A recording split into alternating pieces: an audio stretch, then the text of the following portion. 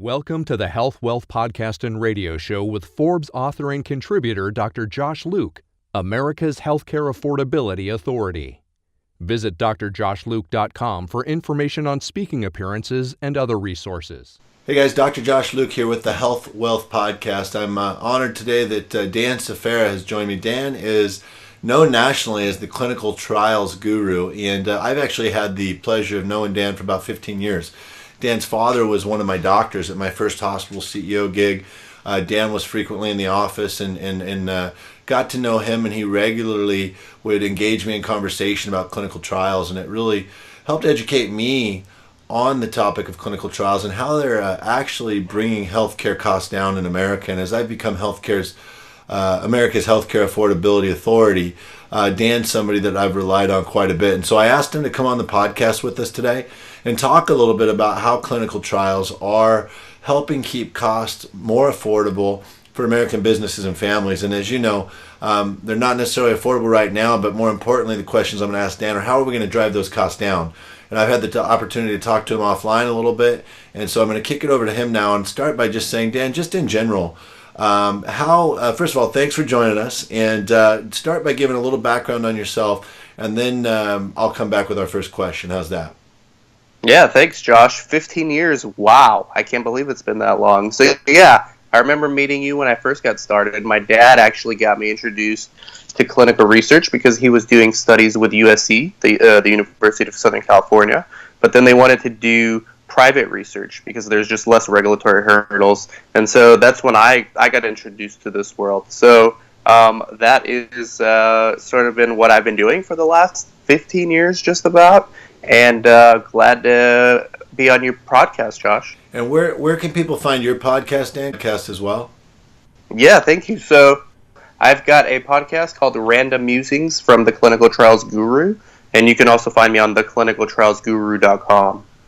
Cool. Awesome. Yeah, and Dan's dad was a great psychiatrist who I met not only when I was running hospitals. I actually met him before that when I was running nursing homes. So I learned a lot from his father as well. So with that, I want to just kick it back to Dan and say, Dan, tell us how clinical trials are going to play a role in returning health care to be affordable in America for both businesses and families. Yeah, so in theory, we're supposed to be coming out with treatments, better treatments, safer treatments, more tolerable treatments. But now with technology, and we're going to get into the technology in a bit in this podcast episode, we can actually start doing a better job at predicting what somebody's going to have, and that's going to reduce healthcare costs tremendously. But clinical trials in general, it's been hampered by low participation rates. So we need more awareness from the general public, and I'm actually happy that companies like Amazon and Google and Apple are actually entering the space because they're going to be more equipped than anyone else to bring clinical trials to the masses and completely demystify it. But I'm just trying to play my part. Well, I'm glad you brought that up, and let's go right into that question. And I think a lot of people think that clinical trials is just pharmaceutical research, and I know if you've read Health Wealth, Health Wealth is Healthcare Bankrupting Your Business, 9 Steps to Financial Recovery, my most recent book, or if you've done the Health Wealth Loss Assessment at health-wealth.com, you know that one of the 9 steps, and you can get them interactive as well on our website, that one of the 9 steps, actually several of the steps, really revolve around consumer-driven healthcare and a health wealth corporate culture. But part of that is consumer-driven healthcare and just that healthy lifestyle culture that really millennials bring to the workplace that weren't as common with Gen X and boomers. And so you mentioned Apple, Amazon, other companies that are doing clinical research, and it's not always pharmaceutical-driven. Tell us about, because this is talked about a lot in Health Wealth, the wearables, the things that people are doing to have a preventative plan and a personalized plan for themselves to live a healthier lifestyle. Yeah, so that's where it gets interesting, right? And I would be flashing my Apple Watch, but I'm actually not wearing it now. But, most of us have one of these devices, either an Alexa, an Amazon Watch, a Fitbit. Google is actually coming out with its own set of devices just for clinical research studies. So what they're doing if you go on the App Store, any App Store, and regardless of what platform you use, and just type in clinical research, you're going to find studies that you can participate in. If I don't have Parkinson's, but I'm part of the control group for that study. I go through the same test that someone with Parkinson's would go through from my phone. They give me a series of scales, and it's pretty intuitive because you can actually, so it will track your heart rate, and then it will track compliance, so it will remind you when you need to do your next assessment. And then there's all kinds of things that will test motor skills and reflexes, something that is an endpoint in Parkinson's. So the more of these things that come out, the more that people are going to understand clinical research, and the more general awareness will be spread, because 99% of clinical trials are behind on recruitment, and that translates directly into higher medication costs. Thanks for that answer, Dan. Hey, can you repeat again the website people can go to find out about the different clinical trials that are taking place? Yeah, anyone could go to clinicaltrials.gov, that's .gov.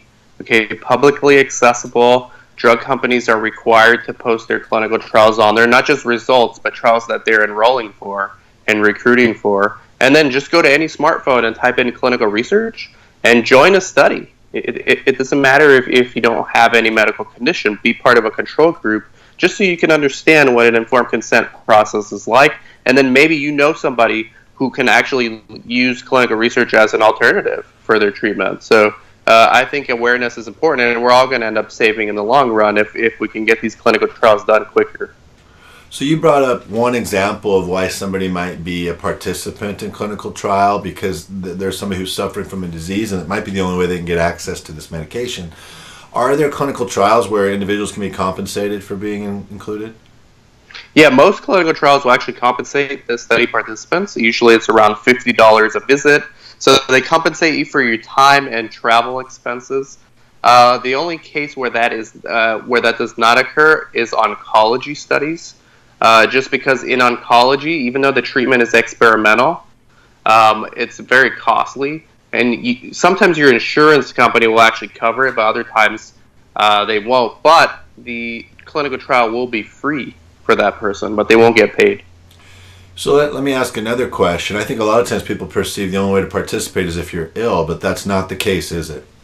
Not the case at all, no. I mean, anyone can open up their smartphone right now and join a clinical trial. And that's, correct me if I'm wrong, but that's because you have a control group and another group. That's right. So correct. Can you explain that for those of us who only took a couple of years of science in high school? Sure. So most of these studies, the gold standard is double-blind, placebo-controlled. So what double-blind means is that you don't know whether you're getting the experimental treatment or not. And so if you're receiving placebo, that's the control group. Well, when there is no drug to experiment on, as an example, this Parkinson's study I was explaining where you can join on your smartphone. You either have Parkinson's and then you're testing your motor skills with the various games that they give you, or you're a healthy person doing those same tests so that they can compare the Parkinson's patient's results with the control group. In that case, I'm the control group. But the researchers, they won't know that when they're looking at the results. So it's the same thing as a double-blind, placebo-controlled study when they're using a drug. Awesome stuff. So, in Health Wealth, the 9 steps of financial recovery, as I summarized the 9 steps, when I got done, and this wasn't by design, it really just kind of came about after I finished the 9th step. The 9th step's about integrative medicine and naturopathic medicine, which a lot of people know as Eastern medicine, and how Eastern medicine used to be very common in America. There were hundreds of universities, and then the pharmaceutical companies in the 50s and 60s, as you read the history books, kind of squashed Eastern medicine, and really there's a belief that if you're ill, the only way to fix that is medication. And as a Gen Xer, I can tell you that's clearly how I was raised and what I believed, and I didn't really understand that I was kind of brainwashed to think this until I started studying integrative medicine, naturopathic medicine. And so now you're seeing an evolution in America where Eastern medicine's returning, and it's being combined with Western medicine, and instead of headbutting, you're seeing the combination of both.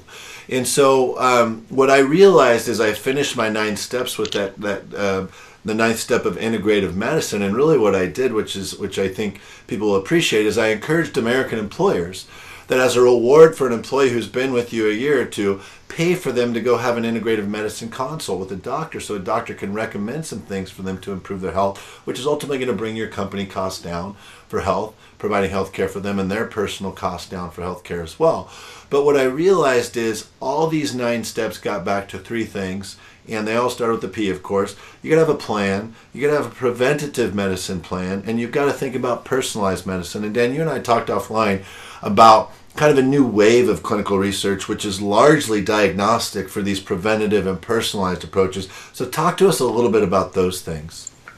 Yeah, genomics companies. So this all pretty much got started with 23andMe, and they actually got in trouble, but people are still buying the product. I mean, I use the product. Everyone in my family have used it, right? But they did not go get FDA approval for their claims that they made. Now they're going out and getting FDA approval. But it still worked, right? They just didn't go through the regulatory process that this country put in place to supposedly protect consumers, right?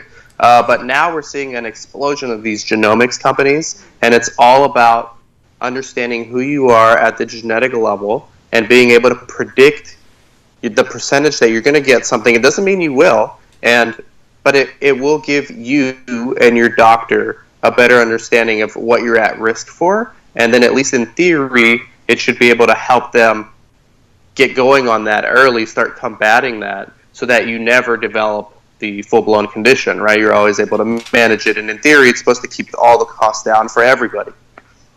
Yeah, I'm a huge fan of that, not by coincidence. One of the other 9 steps is genome sequencing. And really, again, as an incentive for employees at their 1 or 2 year anniversary, one of our 9 steps is we encourage employers to invest $1,000, give or take, depending on whether it's a partial genome or a full genome sequence, in their employee, voluntarily, of course. The employee has to volunteer. Then they get a consult with a physician or a pharmacist, whichever the company decides to use. And what pharmacogenetics is, just so you guys as listeners understand if this is a new topic to you, is they will give you a printout that says, hey, Josh, Advil works great on you in doses of 400 milligrams, no more, no less, and Tylenol doesn't work, or vice versa. And it's going to be a personalized medicine plan on what medications work for you, also which ones might be dangerous for you.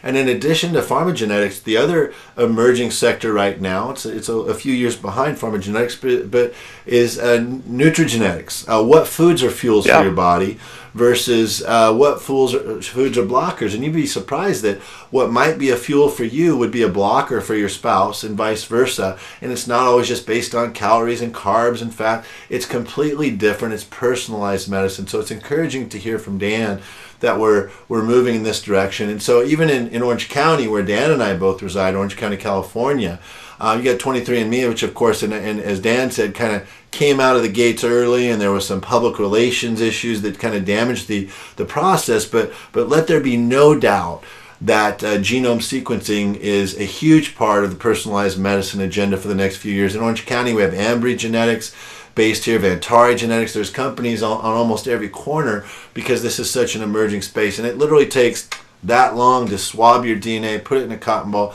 send it off to the lab, and know within a week what your personal makeup is. And so it's just going to continue to be an emerging space. So Dan, let's talk about the other thing that really troubles corporations. There's that 10% rule. I just got done doing an interview with Forbes where we talked actually about pharmacogenetics and nutrigenetics for a blog they're putting together.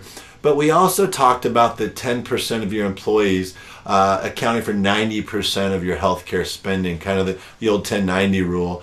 And I want you to address kind of rare diseases, because in this country, and we're going to get to the question of the Trump administration and whether or not they're going to take on big pharma, but in this country, clinical research on the pharmaceutical side, at least my perception, is largely driven by the pharmaceutical companies' desire for their greed, their desire to generate revenue, which in a capitalistic society, it may be unfair to call it greed, but that's just how capitalism works. So tell me how we're making advancements when it comes to rare diseases and rare disorders, because it's sometimes those rare or chronic diseases that are really costing corporations the most.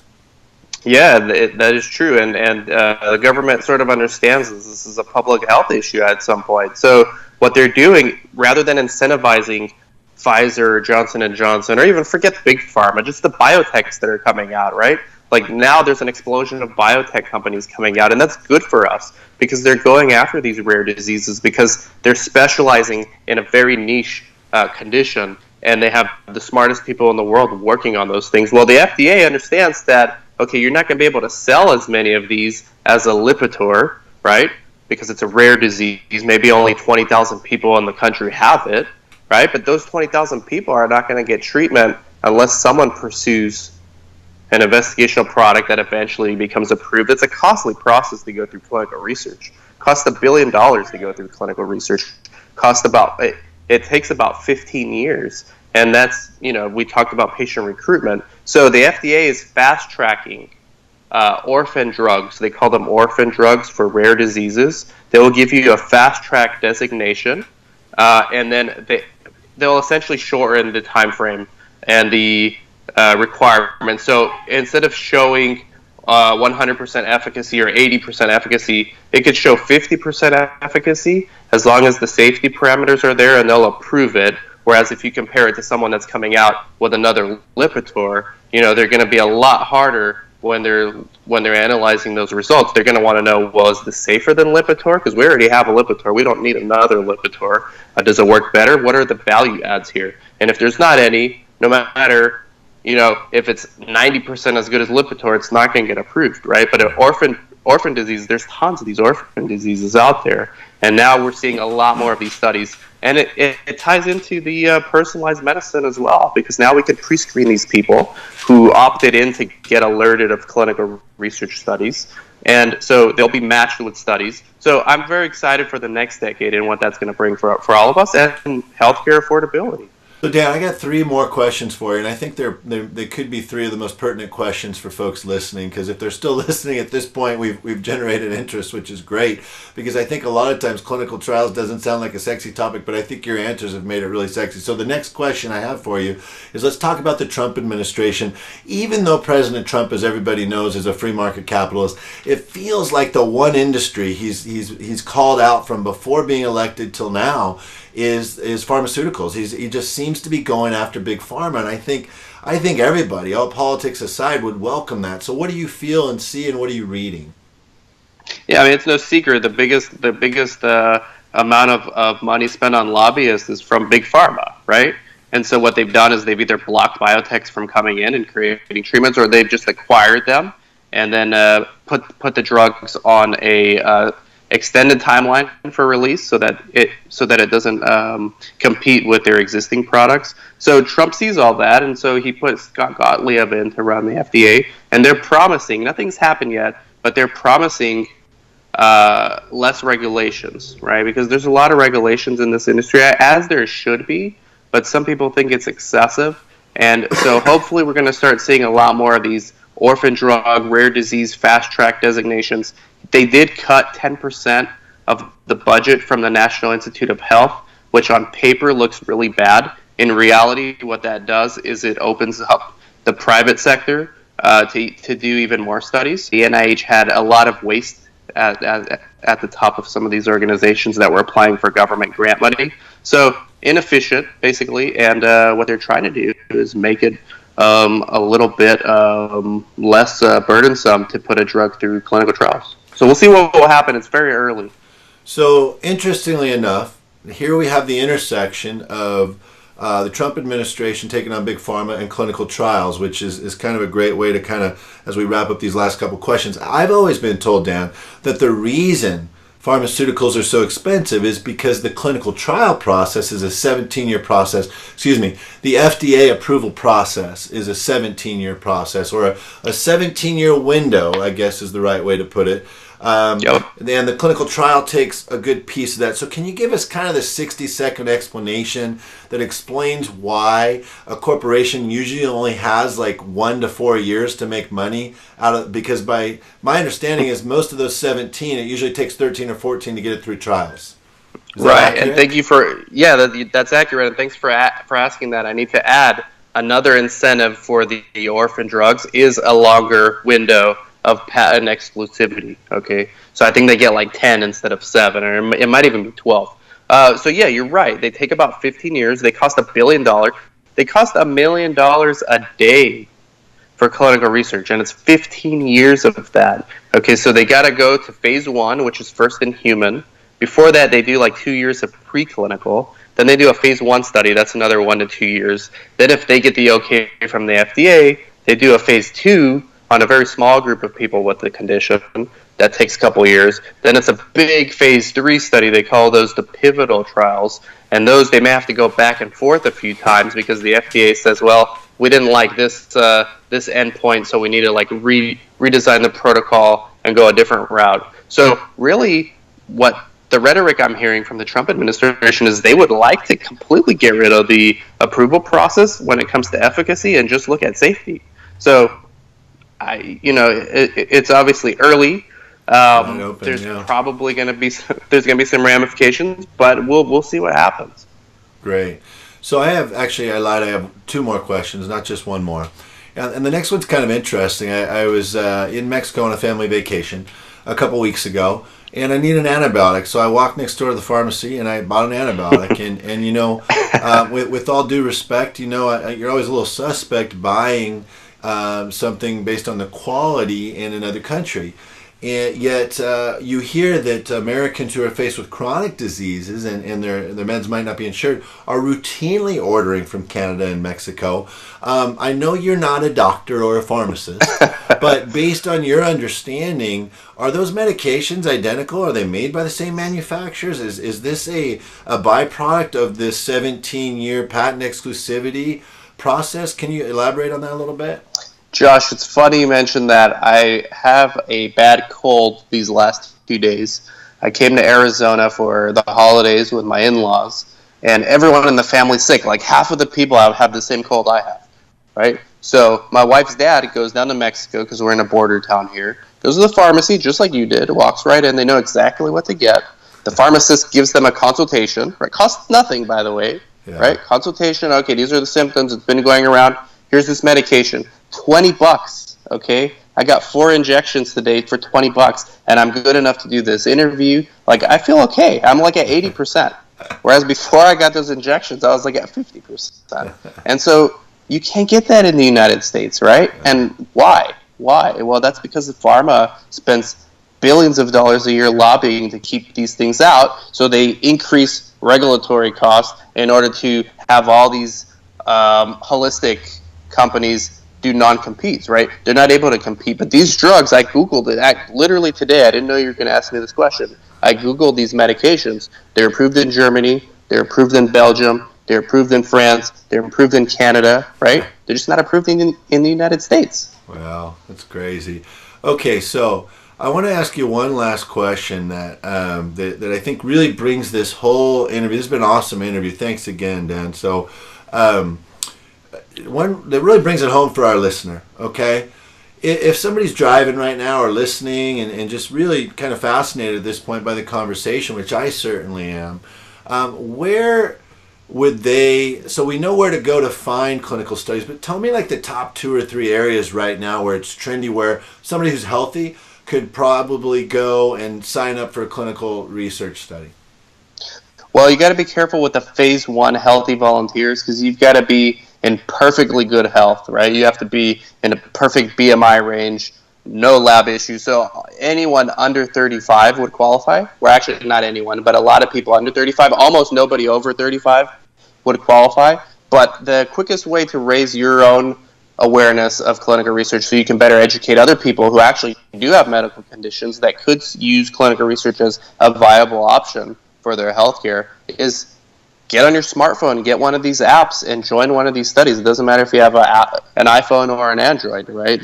Google has its own studies. Apple has its own studies. Amazon's going to get into it soon with Alexa. That's going to be a game changer, Josh. We got to do another interview on that as they start rolling out studies. That's going to be amazing and for compliance and a whole bunch of other stuff. But yeah, get on your smartphone. You don't even need to leave your office. You could be in your pajamas in bed and join a clinical trial. Like, how cool is that? It's good stuff. Well, hey, my guest on today's Health Wealth podcast is Dan Safara. You can find Dan on LinkedIn. It's Dan, SF as in Fred, ERA. And Dan, tell us again where to find you online and your podcast name. Yeah, same name, anywhere online, any social network. You pick your favorite. And then the clinicaltrialsguru.com, and the podcast is the Random Musings from the Clinical Trials Guru. Hey, it's Dr. Josh Luke with the Health Wealth Podcast. Thanks again for joining us. Follow me on LinkedIn, Dr. Josh Luke. Follow Dan Safera on LinkedIn. Check out our podcast. If you haven't been to health-wealth.com, check it out. We have the book there. We have the 9 interactive steps to financial recovery. If you want to have some consulting, I can get a team of folks together once you've done that loss assessment. The loss assessment's free online. Check it out. We'll see you next time on the Health Wealth Podcast with Dr. Josh Luke. Thanks for tuning in to this episode of the Health Wealth Podcast and Radio Show with Forbes author and contributor Dr. Josh Luke, America's Healthcare Affordability Authority. Visit drjoshluke.com for information on speaking appearances and other resources.